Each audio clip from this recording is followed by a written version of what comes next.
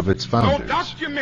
We have before us the opportunity to forge for ourselves and for future generations a new world order, a world where the rule of law, not the law of the jungle, governs the conduct of nations. When we are successful, and we will be, we have a real chance at this new world order, an order in which a credible United Nations can use its peacekeeping role to fulfill the promise and vision of the UN's founders. No document can do this for. Okay. What the is sovereignty? Okay? And does this quote-unquote sovereignty come from paperwork? I've explored this topic in the book Sunday School in reference to white power, black technology, black people overall, and how we're going to really get out of the situation that we're in. Okay? So let's just make a few key pointers here. The Uniform Commercial Code. This was created in 1952 by the ULC and the ALI to remove, not install, remove individual state sovereignty. The League of Nations was the first unsuccessful attempt at world government. The forces at play learned that individual sovereignty had to be given away, not taken away. They then created the Council on Foreign Relations. This is where the UCCs comes from. It's a trick, okay? These are the gentlemen right here. So you can see, all right? This is your League of Nations, all right? They didn't create these institutions to give you sovereignty. Sovereignty is something you're born with. It's a blood birthright, okay? This is the building, the headquarters of the Council on Foreign Relations, right there in New York. They've never moved it anywhere else. All right. This is the UN, and you see who's up there on the big screen. Okay? They're not looking, these institutions, these contracts, this is not in your best interest. And I'm giving you these cues. The Uniform Law Commission, I'm giving you all this information so you can start to poke around and do your research. Okay? The ALI, so you can see. I want to put faces to names so you can then do your research. Do your research and see who these organizations are. They're not putting nothing together to give you sovereignty. The UCCs are not a tool to help individuals or states create sovereignty. It is a tool to make sure you never exercise it. Sovereignty is the birthright of not only every woman, man, and child, but every living entity that possesses a portion of the divine spark. The P5. Look up the P5. Okay? This is the original, basically the original countries behind the creation of these entities to make sure that you would never, ever, ever, ever exercise your sovereignty. And I say exercise because you are already sovereign. You are born sovereign. Okay? So let's get to the facts. Let's find out how all this information is linked to the science of the black body. Why are they putting these chemicals in the food? Why is it so important that you do not get healthy? Why?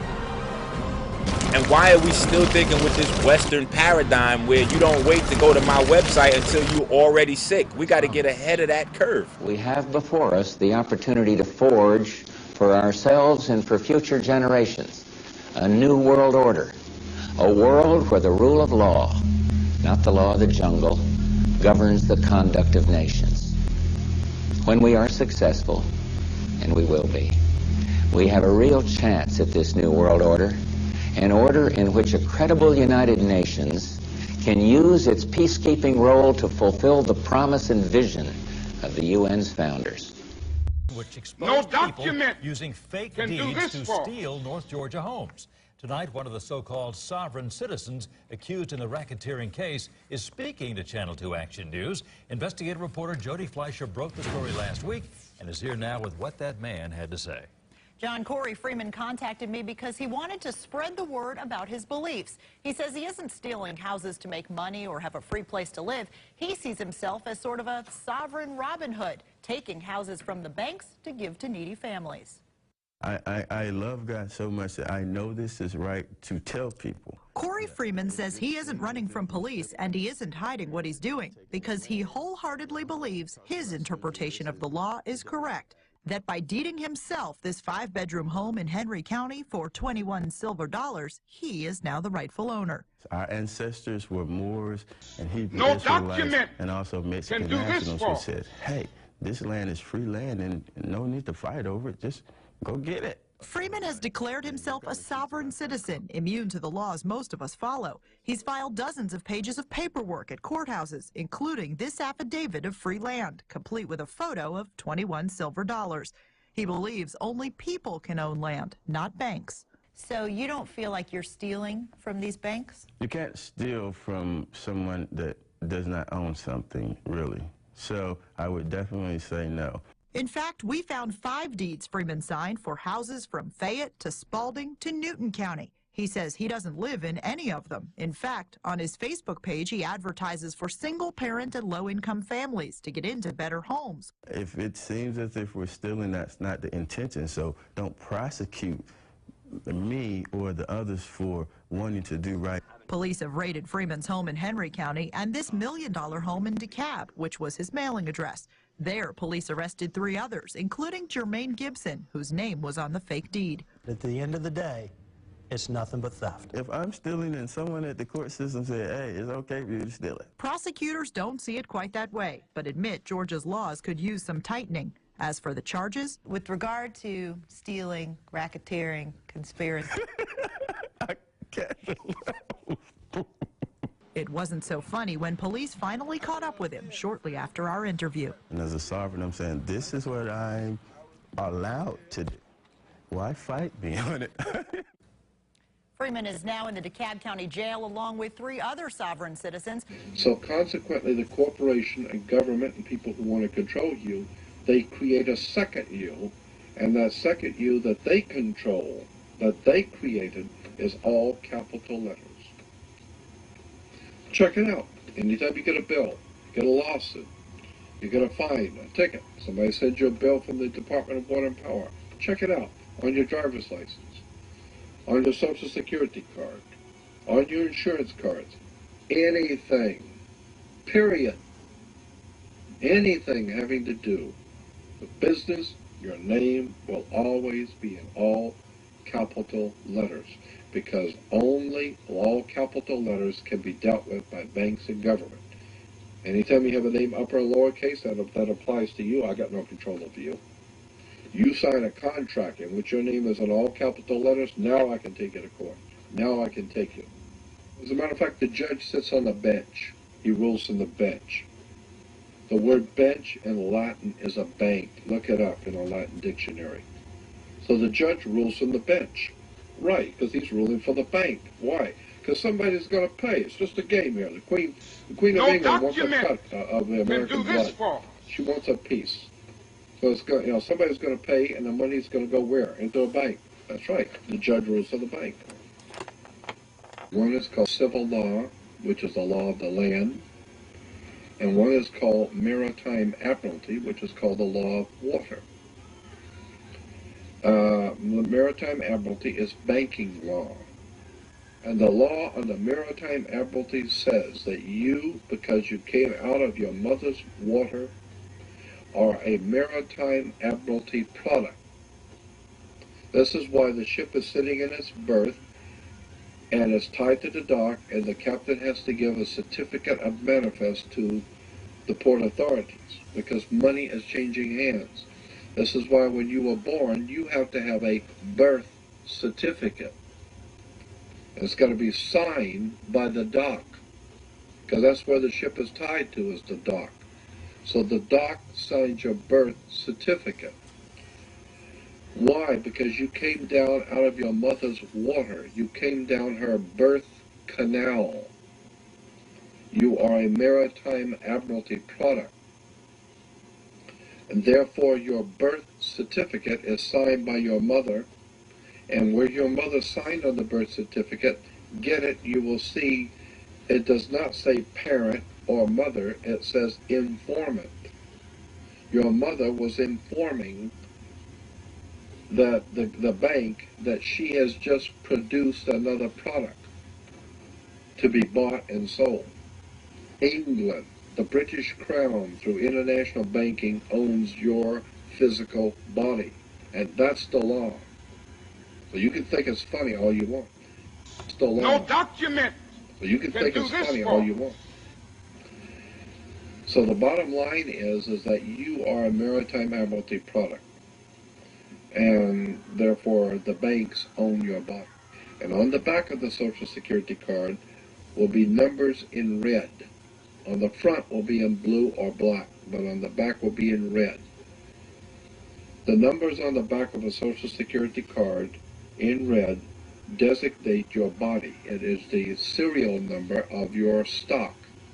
And this is why if you're wealthy, you are preferred stock. If you're poor, you are common stock. But you are a stock on the stock market. Your body is bought and sold through the use of your birth certificate. And if you could get your original birth certificate back, you would find that on the back of the birth certificate are all the banks around the world. All over the world, banks have used your birth certificate because you are a stock in a maritime admiralty banking scheme where you make money for banks. No document can do this for us. Tonight, a story about a group of Americans you've likely never heard of. They're called sovereign citizens. Many don't pay taxes, carry a driver's license, or hold a Social Security card. They have little regard for the police or the courts. Some have become violent. The FBI lists them among the nation's top domestic terror threats. The FBI lists them among the nation's top domestic terror threats. The FBI lists them among the nation's top domestic terror threats. By some estimates, there are as many as 300,000 sovereign citizens in the U.S., and with the sluggish economy and mortgage mess, their ranks are growing. It's just the kind of movement that attracts people like Jerry Kane, a divorced, out-of-work truck driver from Ohio. Kane became a sovereign citizen in 2003 when he lost his house to foreclosure. To earn a living, he and his son began crisscrossing the country, peddling a debt reduction scam. Kane promised that by tapping into an imaginary government account, people could achieve financial salvation. It fits in all kinds of situations. Doesn't matter what we're talking about. Traffic ticket, IRS, mortgage, credit card, hospital bill, child support, whatever it is. Okay? Now, May 20th, 2010, the Kane's minivan was pulled over on I-40 by two West Memphis, Arkansas police officers. A dashboard camera captured what happened next. Kane got out of the van. He appeared argumentative. Instead of a license, he handed over a document declaring his sovereignty. The officers seemed confused by it. Then, a scuffle. Young Joe Kane jumped from the van and began firing an AK-47. 58 seconds later, as the Kanes prepared to flee, the teenager fired 4 more times. A truck driver called 911. Hello? 911, where is your emergency? Exit 275 on 40. These guys just shot a police officer right on the exit. Brandon Powder died instantly from a bullet to the head. Bill Evans was declared dead at a hospital.